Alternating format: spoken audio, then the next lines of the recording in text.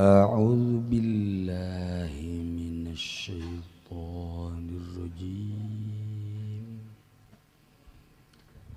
Bismillahirrahmanirrahim. Fiqhul hadis. Istihbabu siyam sittati ayamin min Syawal. Yaiku den sunahkeun puasa 6 pirang-pirang dina kang tetep saking bulan Syawal. Qalatis Syafi'iyah, ucap sepuh golongan kang bangsa mazhab Imam Syafi'i. Ngucap ing lafal af'al afdalu an tusoma mutawaliyatan, utawi leuwih utamane iku yen tah den puasaannya sittatu ayam halek kang nuli-nuli akiba yaumil fitri ing dalam sahusene dina lebaran, utamana mah langsung puasa berturut-turut.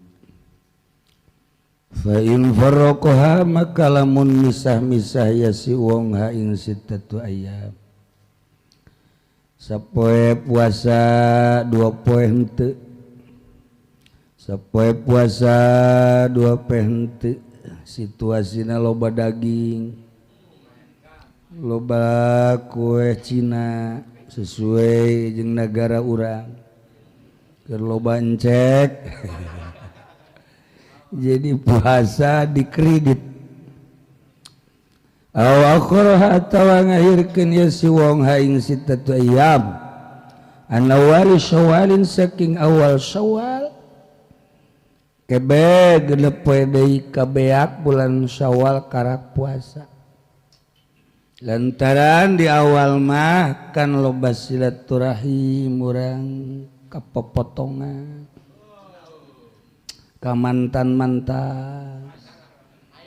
Kan jadi itu nyambungkeun tali persaudaraan sugan we nyambung deui. Lantaran rada aya karasana nu itu mah.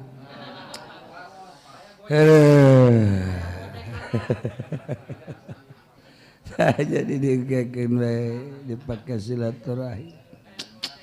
Masyaallah eta teh bahasa hebat. Okos anu ibadah teh. Padahal mah horenganan la yusinuna sun'a. Annahum yahsabuna yusinuna sun'a. Disangka bagus teh silaturahim ka jahe teh. Horenganan nambahan jahanam. Iya cerat can kaburu cek fudoli teh rek silaturahim heula ka bupati bae udah. Kunaon bisa ka ditu nyanana aturan ka dieu henteu jadi disusul. Jadi nyusul. Silaturahim nyusul tolol. Masyaallah. Ta'ata qad hasala ala sunnah maka teman-teman hasil ya wong ingat sesunnah dikredit atau diakhirkeun masalah. Wa qala Ahmadulan ngucap sapa Imam Ahmad la farqa rabedaiku maujud baina tatabu'i wa adami dalam antarane nuli-nuli lan orane tatabu fil fadli dalam unggule. Cik Imam Ahmad bin Hambal mandek langsung dek ente sarua bae penting bulan Syawal. Wa qala Malikun wa Abu Hanifah dalan wajasa pa Imam Malik lan Imam Abu Hanifah wa Abu Yusuf lan Imam Abu Yusuf ngucaping lapan yukrahu shaumu hadhil ayami dan makruh kena puasa dalam ikilah pirang dina hadaran miniti qadi wujubiha kena arah-arah rempan wadis saking dan tekadkeun wajib setati ayam lantaran rempan besi dianggap wajib. Lakin gola fuqahaul malikiyah wal hanafiyah tetap ngucap sapa pirang-pirang ahli fikih kang bangsa mazhab maliki lan kang bangsa mazhab hanafi yundabu syamuha mutafarriqatan den sunahkeun apa puasa sitatu ayam halekang narima pisah-pisah lamun deuk pisah-pisah petak besi aya Ustad, Kiai anu puasana dipisah-pisah eta teh mazhab Hanafi. Mazhab Hanafi kebal-kebal teu puasa teh budak. Muridna datang, "Kiai can puasa?" "Engke." Banderi. Datang tanggal 15 aya kan lu silaturahmi, "Kiai can puasa kan?" "Engke, sakedeung geus sawal keneh." Tanggal 20 aya can puasa keneh bae. Kieu emang can puasanya walan? Engke aya keneh waktu. Tanggal 27 datang gereja ngarokok keneh. Kieu can puasa? Ngurus kaliwat.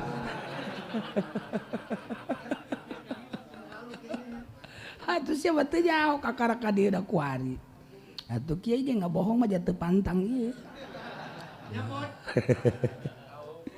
Wala yukrahu tatabulan ora den makruh kenapa nuli-nuli alal mukhtar ingat teh kaul mukhtar. Khilafan li Abi Yusuf hale nyulayan kado Imam Abi Yusuf hamalu kalamal imamaini lan ngamahmulkeun.